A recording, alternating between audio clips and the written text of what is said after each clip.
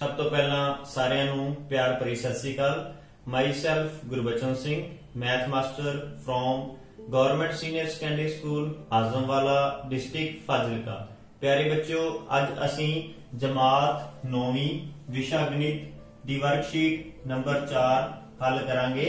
साडे कोल पहला प्रश्न है, जेकर एक क्रिकेट मैच विच दो बल्लेबाजां ने मिलके 240 रन बनाए होण तां इस जानकारी नूं एक समीकरण के रूप में दर्शाओ। प्यारे बच्चों, सानू प्रश्न दे विच दिता गया है कि दो बल्लेबाजां ने मिलके 240 रन बनाए हैं। सानू प्रश्न दे विच ये नहीं दिता गया कि पहले बल्लेबाज ने किन्ने रन बनाए अते दूजे बल्लेबाज ने किन्ने रन बनाए। इसलिए असी मान लेंदे हां कि पहले बल्लेबाज द्वारा बनाए गए रन x हैं अते मान लेंदे हां दूजे बल्लेबाज द्वारा बनाए गए रन y हैं। हुण सानू प्रश्न दे विच दिता गया है दो बल्लेबाजां ने मिलके 240 रन बनाए, इसलिए असी इन्हां दोहां दा जोड़ कर दिंदे हां, अर्थात x + y बराबर 240, क्योंकि दोनों बल्लेबाजां ने मिलके 240 रन बनाए।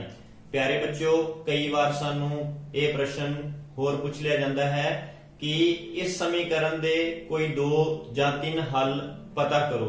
तां इस दे लई असी कर सकते हां, असी एक चल अर्थात y नूं खब्बे पासे अते दूसरे चल नूं असी सज्जे पासे शिफ्ट कर सकते हां।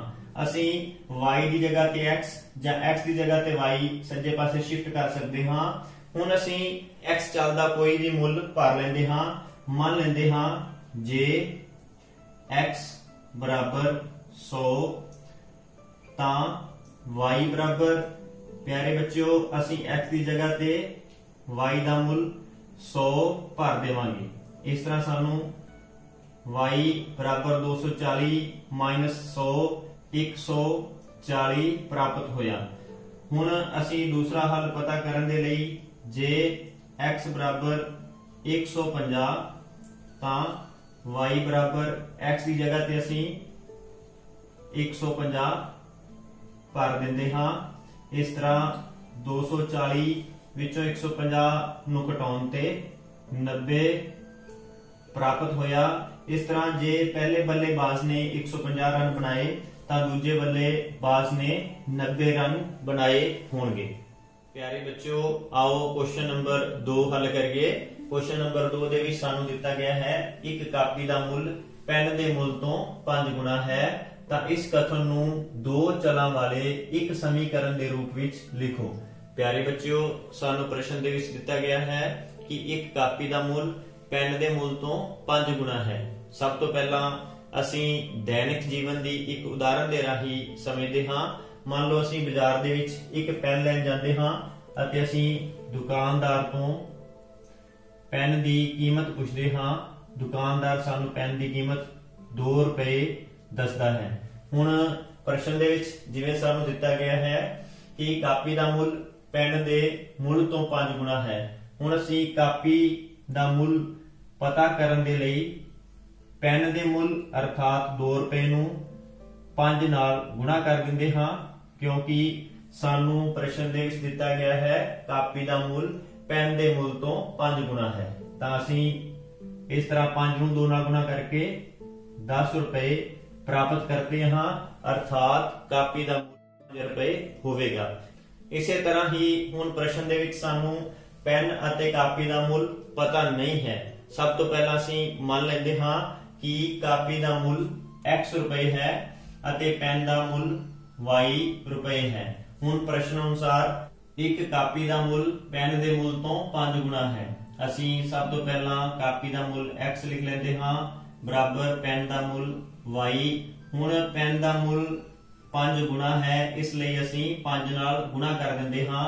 इस तरह सानू एक समीकरण प्राप्त हुंदी है। हुण सानू कई बार पूछ लिया जाता है कि इस समीकरण दे 2 या 3 हल दसो। तां प्यारे बच्चों, सब तो पहला असी चल y दा कोई भी मुल भर सकते हां।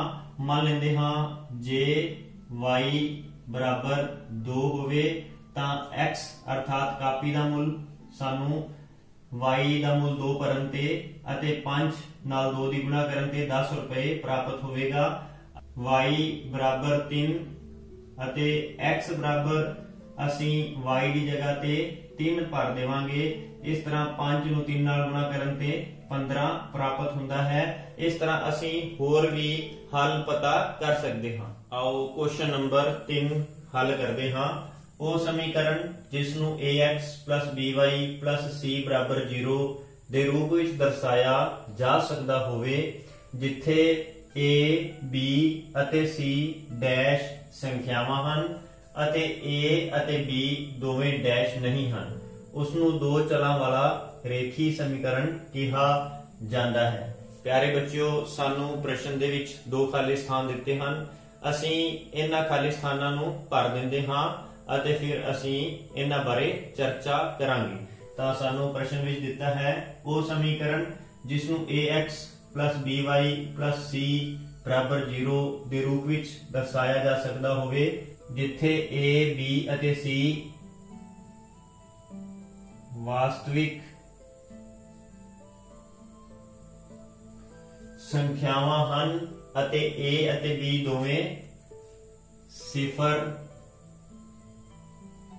नहीं ਹਨ, ਉਸ ਨੂੰ ਦੋ ਚਲਾਂ ਵਾਲਾ ਰੇਖੀ ਸਮੀਕਰਨ ਕਿਹਾ ਜਾਂਦਾ ਹੈ। ਪਿਆਰੇ ਬੱਚਿਓ, ਜੋ ਸਾਨੂੰ ਸਮੀਕਰਨ ਦਿੱਤਾ ਹੈ ax by c ਬਰਾਬਰ 0, ਹੁਣ ਅਸੀਂ a ਬਰਾਬਰ 0 ਭਰ ਕੇ ਦੇਖਾਂਗੇ ਅਤੇ ਅਸੀਂ a ਬਰਾਬਰ 0 ਭਰਦੇ ਹਾਂ।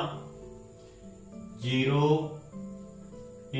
x b y c बराबर 0, 0 ਨੂੰ x ਨਾਲ ਗੁਣਾ ਕਰਨ ਤੇ 0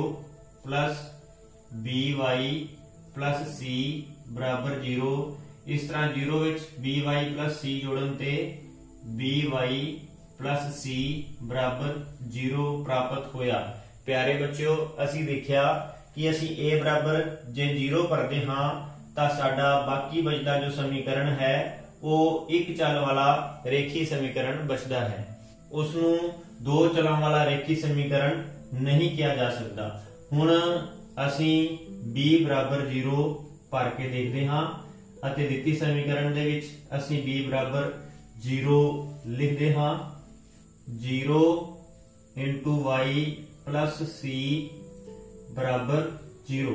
ਇਸ ਤਰ੍ਹਾਂ ax 0 ਨੂੰ y ਨਾਲ ਗੁਣਾ ਕਰਨ ਤੇ 0 c ਬਰਾਬਰ 0। ਇਸ ਤਰ੍ਹਾਂ ax c ਵਿੱਚ 0 ਜੋੜਨ ਤੇ c ਪ੍ਰਾਪਤ ਹੋਇਆ। ਇਸ ਤਰ੍ਹਾਂ ax c ਬਰਾਬਰ 0। ਇਸ ਤਰ੍ਹਾਂ ਅਸੀਂ ਦੇਖਿਆ ਕਿ ਜਦੋਂ ਅਸੀਂ b ਬਰਾਬਰ 0 ਭਰਦੇ ਹਾਂ ਤਾਂ ਸਾਡਾ ਜੋ ਸਮੀਕਰਨ ਬਚਦਾ ਹੈ ਉਹ ਇੱਕ ਚਲ ਵਾਲਾ ਰੇਖੀ ਸਮੀਕਰਨ ਬਚਦਾ ਹੈ। ਇਸ ਲਈ ਉਹ ਸਮੀਕਰਨ ਜਿਸ ਨੂੰ ax by c ਬਰਾਬਰ 0 ਦੇ ਰੂਪ ਵਿੱਚ ਦਰਸਾਇਆ ਜਾ ਸਕਦਾ ਹੋਵੇ, ਜਿੱਥੇ a b ਅਤੇ c ਵਾਸਤਵਿਕ ਸੰਖਿਆਵਾਂ ਹਨ ਅਤੇ a ਅਤੇ b ਦੋਵੇਂ ਸਿਫਰ ਨਹੀਂ ਹਨ, ਉਸ ਨੂੰ ਦੋ ਚਲਾਂ ਵਾਲਾ ਰੇਖੀ ਸਮੀਕਰਨ ਕਿਹਾ ਜਾਂਦਾ ਹੈ। ਆਓ question number 4 the part number a ਹੱਲ ਕਰਦੇ ਹਾਂ। ਇੱਕ ਚਲ ਵਾਲੇ ਰੇਖੀ ਸਮੀਕਰਨ ਦਾ ਇੱਕ ਵਿਲੱਖਣ ਹੱਲ ਹੁੰਦਾ ਹੈ। ਸਾਨੂੰ ਇਹ ਕਥਨ ਦਿੱਤਾ ਗਿਆ ਹੈ ਅਤੇ ਅਸੀਂ ਪਤਾ ਕਰਨਾ ਹੈ ਕਿ ਇਹ ਕਥਨ ਸਹੀ ਹੈ ਜਾਂ ਗਲਤ। ਤਾਂ ਪਿਆਰੇ ਬੱਚਿਓ, ਇਹ ਕਥਨ ਬਿਲਕੁਲ ਸਹੀ ਹੈ। ਇਸ ਦੀ ਪੁਸ਼ਟੀ ਦੇ ਲਈ ਅਸੀਂ ਇੱਕ ਉਦਾਹਰਣ ਲੈ ਕੇ ਚੱਲਦੇ ਹਾਂ। ਮੰਨ ਲਓ ਸਾਡੇ ਕੋਲ ਇੱਕ ਚਲ ਵਾਲਾ ਰੇਖੀ ਸਮੀਕਰਨ 2x 4 ਬਰਾਬਰ 0 ਹੈ ਅਤੇ ਅਸੀਂ x ਦੇ ਵੱਖ-ਵੱਖ ਮੁੱਲਾਂ ਦੇ ਲਈ ਇਸ ਸਮੀਕਰਨ ਦਾ ਹੱਲ ਪਤਾ ਕਰਦੇ ਹਾਂ। ਤਾਂ ਆਓ ਕਰੀਏ। ਸਭ ਤੋਂ ਪਹਿਲਾਂ ਅਸੀਂ x ਬਰਾਬਰ 0 ਭਰਦੇ ਹਾਂ। ਸਾਨੂੰ ਦਿੱਤੇ ਗਏ ਸਮੀਕਰਨ ਦੀ ਲੈਫਟ ਹੈਂਡ ਸਾਈਡ ਜਾਂ ਖੱਬਾ ਪਾਸਾ 2x 4 ਦਿੱਤਾ ਹੈ। ਅਸੀਂ x ਬਰਾਬਰ 0 ਭਰ ਕੇ ਦੇਖਦੇ ਹਾਂ।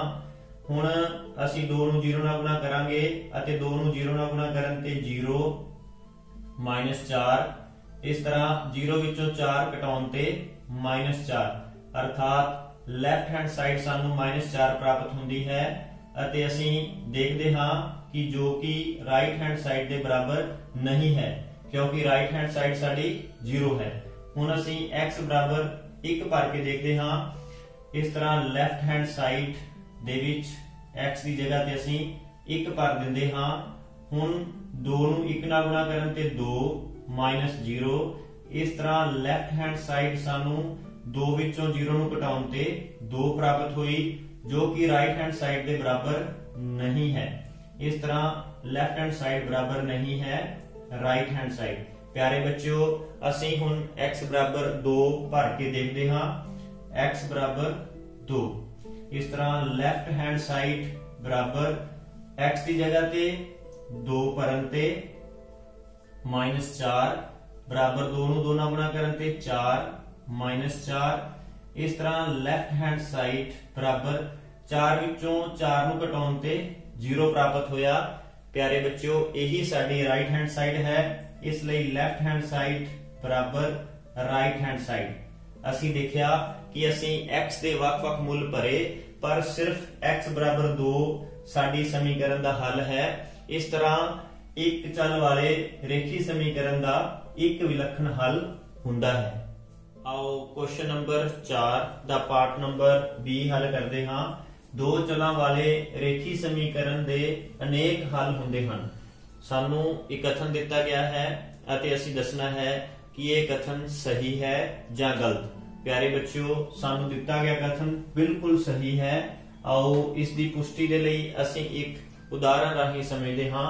ਮੰਨ ਲਓ ਸਾਡੇ ਕੋਲ ਦੋ ਚਲਾਂ ਵਾਲਾ ਰੇਖੀ ਸਮੀਕਰਨ x + y बराबर 7 है ਅਤੇ ਅਸੀਂ x ਅਤੇ y ਦੇ ਮੁੱਲਾਂ ਲਈ ਸਮੀਕਰਨ ਦੇ ਹੱਲ ਪਤਾ ਕਰਦੇ ਹਾਂ।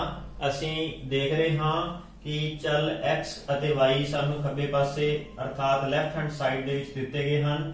ਅਸੀਂ ਇਹਨਾਂ ਵਿੱਚੋਂ ਕਿਸੇ ਇੱਕ ਚਲ ਨੂੰ ਰਾਈਟ ਹੈਂਡ ਸਾਈਡ ਦੇ ਵਿੱਚ ਸ਼ਿਫਟ ਕਰ ਦਿੰਦੇ ਹਾਂ ਅਤੇ ਅਸੀਂ x ਨੂੰ ਰਾਈਟ ਹੈਂਡ ਸਾਈਡ ਵਿੱਚ ਸ਼ਿਫਟ ਕਰ ਦਿੰਦੇ ਹਾਂ। x ਨੂੰ ਰਾਈਟ ਹੈਂਡ ਸਾਈਡ ਵਿੱਚ ਸ਼ਿਫਟ ਕਰਨ ਤੇ -x ਹੋ ਜਾਂਦਾ ਹੈ। ਹੁਣ ਅਸੀਂ ਸਭ ਤੋਂ ਪਹਿਲਾਂ x ਬਰਾਬਰ 0 ਭਰ ਕੇ ਦੇਖਦੇ ਹਾਂ। ਇਸ ਤਰ੍ਹਾਂ x ਦੀ ਜਗ੍ਹਾ ਤੇ 0 ਭਰਨ ਤੇ y ਬਰਾबर 7 ਵਿੱਚੋਂ 0 ਨੂੰ ਘਟਾਉਣ ਤੇ 7 ਪ੍ਰਾਪਤ ਹੁੰਦਾ ਹੈ। ਅਰਥਾਤ ਸਾਨੂੰ ਦਿੱਤੀ ਗਈ ਸਮੀਕਰਨ ਦਾ ਹੱਲ 0 ਅਤੇ 7 ਪ੍ਰਾਪਤ ਹੋਇਆ। ਹੁਣ ਅਸੀਂ x ਬਰਾਬਰ 1 ਭਰਦੇ ਹਾਂ, y ਬਰਾबर x ਦੀ ਜਗ੍ਹਾ ਤੇ ਅਸੀਂ 1 ਭਰ ਦਿੰਦੇ ਹਾਂ। इस तरह y बराबर सानू 7 ਵਿੱਚੋਂ 1 ਘਟਾਉਣ ਤੇ 6 ਪ੍ਰਾਪਤ ਹੁੰਦਾ ਹੈ। ਅਰਥਾਤ ਸਮੀਕਰਨ ਦਾ ਹੱਲ 1 6 ਪ੍ਰਾਪਤ ਹੋਇਆ। ਹੁਣ ਅਸੀਂ x ਬਰਾबर 2 ਭਰਦੇ ਹਾਂ। ਇਸ ਤਰ੍ਹਾਂ y ਬਰਾबर x ਦੀ ਜਗ੍ਹਾ ਤੇ 2 ਭਰਨ ਤੇ y ਬਰਾबर ਸਾਨੂੰ 5 ਪ੍ਰਾਪਤ ਹੁੰਦਾ ਹੈ। ਇਸ ਤਰ੍ਹਾਂ 2 ਅਤੇ 5 ਦਿੱਤੀ ਸਮੀਕਰਨ ਦਾ ਹੱਲ ਪ੍ਰਾਪਤ ਹੋਇਆ। ਹੁਣ ਅਸੀਂ x ਬਰਾबर 3 ਭਰਦੇ ਹਾਂ। इस तरह y बराबर 7 - 3 y बराबर 7 ਵਿੱਚੋਂ 3 ਘਟਾਉਣ ਤੇ 4 अर्थात 3 ਅਤੇ 4 ਸਾਨੂੰ ਦਿੱਤੀ ਸਮੀਕਰਨ ਦੇ ਹੱਲ ਪ੍ਰਾਪਤ ਹੋਏ। ਇਸ ਤਰ੍ਹਾਂ ਅਸੀਂ x ਦੀਆਂ ਬਹੁਤ ਸਾਰੀਆਂ ਵੈਲਿਊ ਭਰ ਸਕਦੇ ਹਾਂ ਅਤੇ y ਦੀਆਂ ਸਾਨੂੰ ਬਹੁਤ ਸਾਰੀਆਂ ਵੈਲਿਊ ਪ੍ਰਾਪਤ ਹੋਣਗੀਆਂ। ਇਸ ਤਰ੍ਹਾਂ ਦੋ ਚਲਾਂ ਵਾਲੇ ਰੇਖੀ ਸਮੀਕਰਨ ਦੇ ਅਨੇਕ ਹੱਲ ਹੁੰਦੇ ਹਨ। ਆਓ ਕੁਐਸਚਨ ਨੰਬਰ 5 ਹੱਲ ਕਰਦੇ ਹਾਂ। ਹੇਠ ਦਿੱਤੀਆਂ ਦੋ ਚਲਾਂ ਵਾਲੇ ਰੇਖੀ ਸਮੀਕਰਨਾਂ ਦੇ ਉਚਿਤ ਹੱਲ ਨਾਲ ਮਿਲਾਨ ਕਰੋ। ਪਿਆਰੇ ਬੱਚਿਓ, ਸਾਨੂੰ 3 ਸਮੀਕਰਨ ਦਿੱਤੇ ਗਏ ਹਨ ਅਤੇ ਇਹਨਾਂ ਦੇ ਨਿਰਦੇਸ਼ਾਂਕ ਸਾਨੂੰ ਦਿੱਤੇ ਗਏ ਹਨ। ਅਸੀਂ ਇਹਨਾਂ ਦੇ ਸਹੀ ਨਿਰਦੇਸ਼ਾਂਕਾਂ ਦੇ ਨਾਲ ਮਿਲਾਨ ਕਰਨਾ ਹੈ। ਤਾਂ ਆਓ ਕਰਦੇ ਹਾਂ। ਸਾਨੂੰ ਫਸਟ ਪਾਰਟ ਦੇ ਵਿੱਚ 3x + 4y = 12 ਦਿੱਤਾ ਹੋਇਆ ਹੈ। ਇਸ ਲਈ ਅਸੀਂ ਇਸ ਦੀ ਲੈਫਟ ਹੈਂਡ ਸਾਈਡ ਲਿਖ ਲੈਂਦੇ ਹਾਂ। अर्थात खब्बा पासा 3x + 4y ਅਤੇ ਅਸੀਂ x ਦੇ ਲਈ 2 ਅਤੇ y ਲਈ 1 ਭਰ ਕੇ ਦੇਖਦੇ ਹਾਂ। 3x ਦੀ ਜਗ੍ਹਾ ਤੇ 2 + y ਦੀ ਜਗ੍ਹਾ ਤੇ 1 ਭਰਦੇ ਹਾਂ। ਇਸ ਤਰ੍ਹਾਂ 3 ਨੂੰ 2 ਨਾਲ ਗੁਣਾ ਕਰਨ ਤੇ 6 + 4 ਨੂੰ 1 ਨਾਲ ਗੁਣਾ ਕਰਨ ਤੇ 4। ਹੁਣ 6 ਵਿੱਚ 4 ਜੋੜਨ ਤੇ 10 ਪ੍ਰਾਪਤ ਹੁੰਦਾ ਹੈ। ਅਸੀਂ ਦੇਖ ਰਹੇ ਹਾਂ कि इस समीकरण की राइट हैंड साइड सानू 12 दी हुई है, इसलिए left hand side right hand side. इस तरह बिंदु 2 और 1 इस समीकरण के लिए हल नहीं हैं। हुण असी फिर तो लेफ्ट हैंड साइड अर्थात 3x + 4y दे विच अगले निर्देशांक 4 ਤੇ 0 ਭਰ ਕੇ ਦੇਖਦੇ ਹਾਂ। ਇਸ ਤਰ੍ਹਾਂ ਅਸੀਂ x ਦੀ ਜਗ੍ਹਾ ਤੇ 4 ਅਤੇ y ਦੀ ਜਗ੍ਹਾ ਤੇ 0 ਭਰ ਦਿੰਦੇ ਹਾਂ। ਹੁਣ 3 ਨੂੰ 4 ਨਾਲ ਗੁਣਾ ਕਰਨ ਤੇ 12 ਅਤੇ 4 ਨੂੰ 0 ਨਾਲ ਗੁਣਾ ਕਰਨ ਤੇ 0। ਇਸ ਤਰ੍ਹਾਂ ਲੈਫਟ ਹੈਂਡ ਸਾਈਡ ਸਾਨੂੰ 12 ਪ੍ਰਾਪਤ ਹੁੰਦੀ ਹੈ ਅਤੇ ਸਾਨੂੰ ਦਿੱਤੀ ਸਮੀਕਰਨ ਦੀ ਰਾਈਟ ਹੈਂਡ ਸਾਈਡ ਵੀ 12 ਹੈ। ਇਸ ਤਰ੍ਹਾਂ ਲੈਫਟ ਹੈਂਡ ਸਾਈਡ बराबर राइट हैंड साइड। इस तरह बिंदु 4 ਅਤੇ 0 इस समीकरण ਦੇ हल ਹਨ। ਇਸ ਲਈ ਅਸੀਂ ਇਹਨਾਂ ਸਮੀਕਰਨ ਨੂੰ ਇਸ ਨਿਰਦੇਸ਼ਾਂਕ ਦੇ ਨਾਲ ਮਿਲਾਨ ਕਰ ਦਿੰਦੇ ਹਾਂ।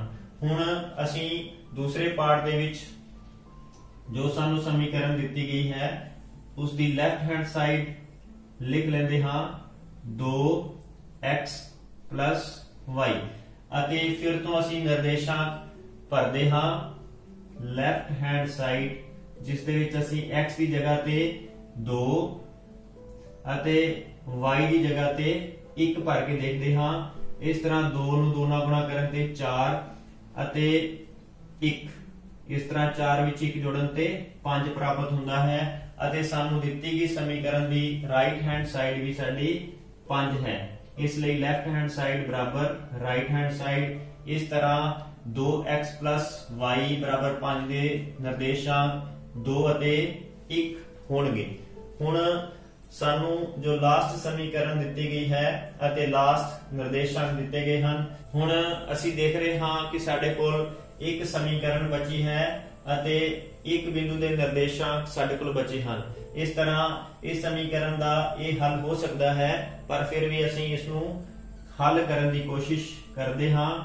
इस तरह सानू दित्ती समीकरण दी लेफ्ट हैंड साइड जो कि 1/4 x प्लस 2y है लिख लेंदे हां ਅਤੇ जो निर्देशांक बचे ਹਨ ਉਹਨਾਂ ਵਿੱਚੋਂ x ਦੀ ਵੈਲਿਊ 16 ਅਤੇ y ਦੀ ਵੈਲਿਊ 3 ਭਰ ਦਿੰਦੇ ਹਾਂ।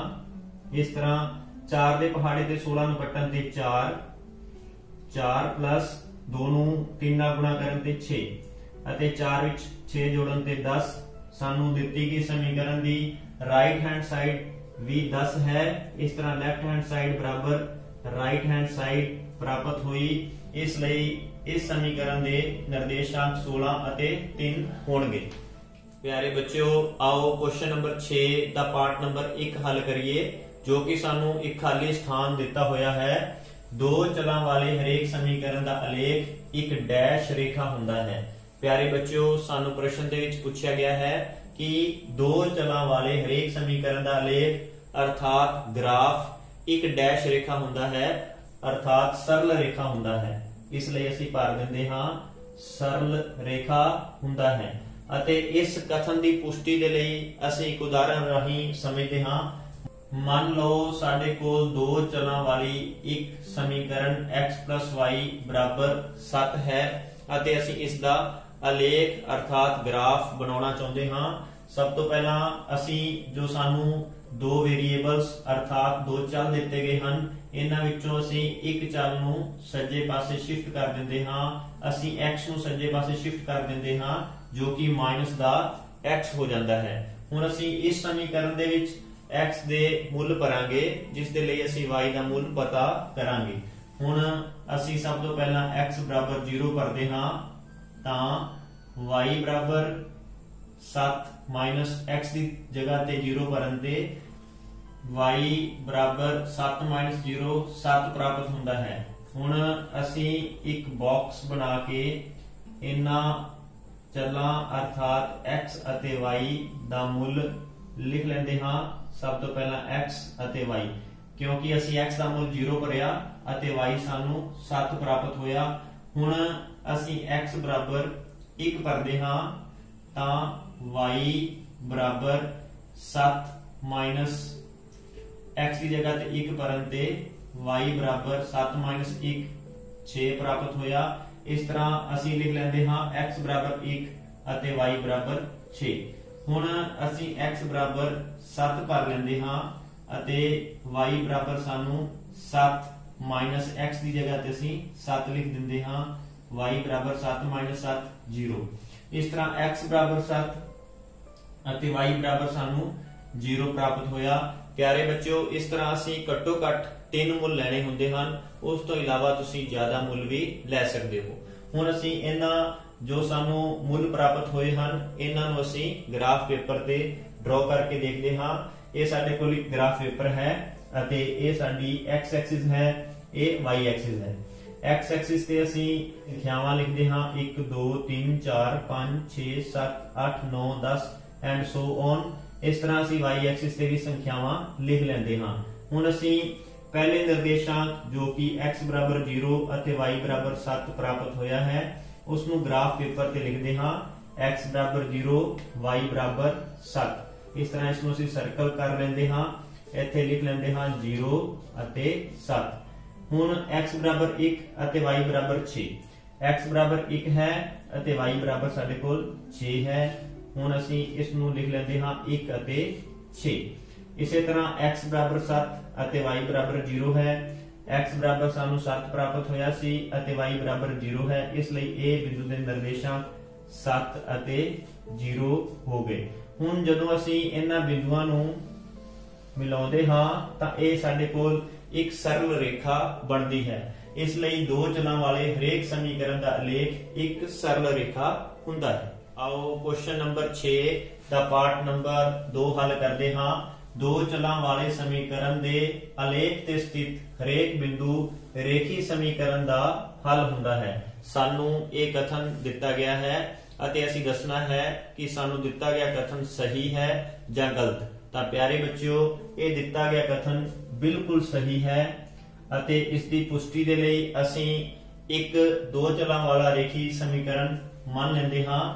x + y ਬਰਾਬਰ 7 ਹੈ ਅਤੇ ਇਸ ਦੇ ਲਈ ਇਹ ਗ੍ਰਾਫ ਸਾਨੂੰ ਦਿੱਤਾ ਗਿਆ ਹੈ। ਅਸੀਂ ਪਤਾ ਕਰਨਾ ਹੈ ਕਿ ਇਸ ਗ੍ਰਾਫ ਤੇ ਸਥਿਤ ਜੋ ਇਹ ਬਿੰਦੂ ਹਨ ਇਹ ਸਮੀਕਰਨ ਦਾ ਹੱਲ ਹਨ ਜਾਂ ਨਹੀਂ।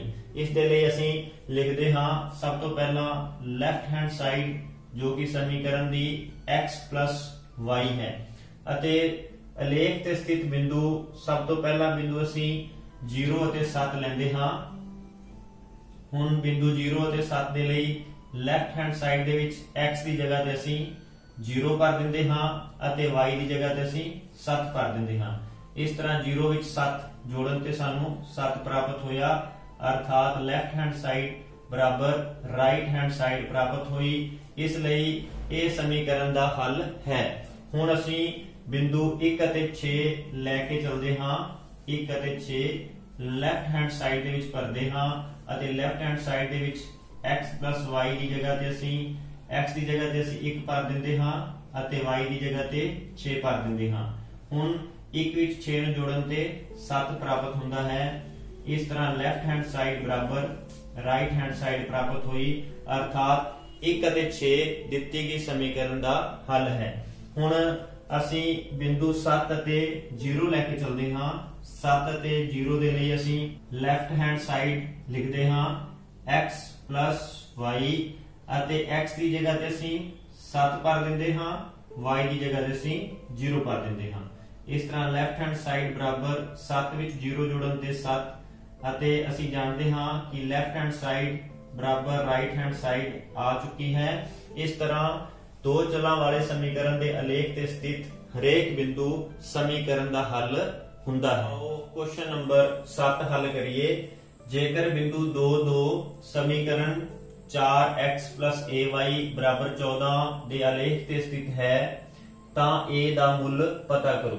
ਪਿਆਰੇ ਬੱਚਿਓ, ਸਾਨੂੰ ਪ੍ਰਸ਼ਨ ਦੇ ਵਿੱਚ ਦਿੱਤਾ ਗਿਆ ਹੈ ਕਿ ਬਿੰਦੂ 2 2 ਸਮੀਕਰਨ 4x + ay ਬਰਾਬਰ 14 ਦੇ ਆਲੇਖ ਤੇ ਸਥਿਤ ਹੈ, ਅਰਥਾਤ ਬਿੰਦੂ 2 2 ਸਮੀਕਰਨ ਨੂੰ ਸੰਤੁਸ਼ਟ ਕਰਦਾ ਹੈ। ਤਾਂ ਆਓ ਹੱਲ ਕਰਦੇ ਹਾਂ। ਸਾਨੂੰ ਦਿੱਤਾ ਗਿਆ ਸਮੀਕਰਨ ਹੈ 4x + ay ਬਰਾਬਰ 14। ਹੁਣ ਸਾਨੂੰ ਦਿੱਤਾ ਹੋਇਆ ਬਿੰਦੂ ਹੈ 2 2, ਅਰਥਾਤ ਅਸੀਂ ਦਿੱਤੀ ਹੋਈ ਸਮੀਕਰਨ ਦੇ ਵਿੱਚ x ਬਰਾਬਰ 2 ਅਤੇ y ਬਰਾਬਰ 2 ਭਰਦੇ ਹਾਂ।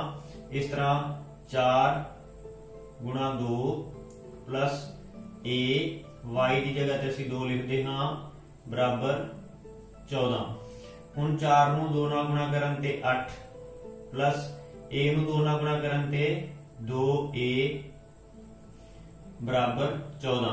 ਹੁਣ ਅਸੀਂ a ਦਾ ਮੁੱਲ ਪਤਾ ਕਰਨਾ ਹੈ ਅਤੇ a ਦਾ ਮੁੱਲ ਪਤਾ ਕਰਨ ਦੇ ਲਈ ਅਸੀਂ ਬਿਨਾ a ਵਾਲੀ ਟਰਮ ਜੋ ਕਿ +8 ਹੈ ਉਸ ਨੂੰ ਸੱਜੇ ਪਾਸੇ ਸ਼ਿਫਟ ਕਰ ਦੇਵਾਂਗੇ। ਇਸ ਤਰ੍ਹਾਂ 2a बराबर 14 -8 अर्थात +8 ਨੂੰ ਸੱਜੇ ਪਾਸੇ ਸ਼ਿਫਟ ਕਰਨ ਤੇ -8 ਹੋ ਜਾਂਦਾ ਹੈ। ਇਸ ਤਰ੍ਹਾਂ 2a बराबर 14 ਵਿੱਚੋਂ 8 ਨੂੰ ਘਟਾਉਣ ਤੇ 6। ਹੁਣ 2a ਨਾਲ ਗੁਣਾ ਵਿੱਚ ਹੈ ਅਤੇ ਅਸੀਂ a ਦਾ ਮੁੱਲ ਪਤਾ ਕਰਨ ਦੇ ਲਈ ਦੋਵਾਂ ਪਾਸੇ 2 ਨਾਲ ਭਾਗ ਕਰ ਦਿੰਦੇ ਹਾਂ। ਇਸ ਤਰ੍ਹਾਂ 2 2 ਨਾਲ ਕੱਟ ਜਾਂਦਾ ਹੈ ਅਤੇ 2 ਦੇ ਪਹਾੜੇ ਤੇ 6 ਨੂੰ ਕੱਟਣ ਤੇ 3। ਇਸ ਤਰ੍ਹਾਂ a बराबर 3 अर्थात a ਦਾ ਮੁੱਲ ਸਾਨੂੰ 3 ਪ੍ਰਾਪਤ ਹੋਇਆ। क्वेश्चन नंबर 8 k ਦਾ ਮੁੱਲ ਦੱਸੋ ਜਦੋਂ ਕਿ x बराबर 2 y बराबर 1 समीकरण 2x + 3y बराबर k ਦਾ ਇੱਕ ਹੱਲ ਹੋਵੇ। ਪਿਆਰੇ ਬੱਚਿਓ ਸਾਨੂੰ ਇੱਕ ਸਮੀਕਰਨ ਦਿੱਤਾ ਹੋਇਆ ਹੈ ਜਿਸ ਵਿੱਚ ਅਸੀਂ k ਦਾ ਮੁੱਲ ਪਤਾ ਕਰਨਾ ਹੈ। ਤਾਂ ਆਓ ਕਰਦੇ ਹਾਂ। ਦਿੱਤਾ ਹੋਇਆ ਸਮੀਕਰਨ ਜੋ ਕਿ 2x + 3y बराबर k है ਅਤੇ ਸਾਨੂੰ x ਦਾ ਮੁੱਲ 2 y ਦਾ ਮੁੱਲ 1 ਦਿੱਤਾ ਹੋਇਆ ਹੈ ਜੋ ਕਿ ਅਸੀਂ ਇਸ ਸਮੀਕਰਨ ਦੇ ਵਿੱਚ ਭਰ ਦਿੰਦੇ ਹਾਂ। x ਦੀ ਜਗ੍ਹਾ ਤੇ 2 + 3 y ਦੀ ਜਗ੍ਹਾ ਤੇ 1 ਭਰਨ ਤੇ ਬਰਾਬਰ k। ਹੁਣ 2 ਨੂੰ 2 ਨਾਲ ਗੁਣਾ ਕਰਨ ਤੇ 4 + 3 ਨੂੰ 1 ਨਾਲ ਗੁਣਾ ਕਰਨ ਤੇ 3 बराबर k। इस तरह 4 विच 3 जोड़न ते 7 बराबर k। सानू k दा मुल 7 प्राप्त होया। प्यारे बच्चों कुछ क्वेश्चंस हन। क्वेश्चन नंबर 1 हेठ दित्तियां समीकरणां विचों हरेक समीकरण दे 4 हल लिखो। पार्ट नंबर 1 2x + y बराबर 8। पार्ट नंबर 2 x बराबर 4y। क्वेश्चन नंबर 2 दसो कि हेठां दिते हलां विचों केड़ा समीकरण x - 2y बराबर 4 दा हल है अते केड़ा नहीं है। Part number 1 0 2, part number 2 2 0, part number 3 4 0। Question number 3 जेकर बिंदु 2 3 समीकरण 4x + ay बराबर 26 दे आलेख ते स्थित है तां a दा मुल पता करो। प्यारे बच्चों ये क्वेश्चंस तुसी अपनियां कापियां ते कर लेने हन अते अपने अध्यापक साहबान तो चेक करवा लेने हन। तुहाडा सारियां दा बहुत बहुत धन्यवाद।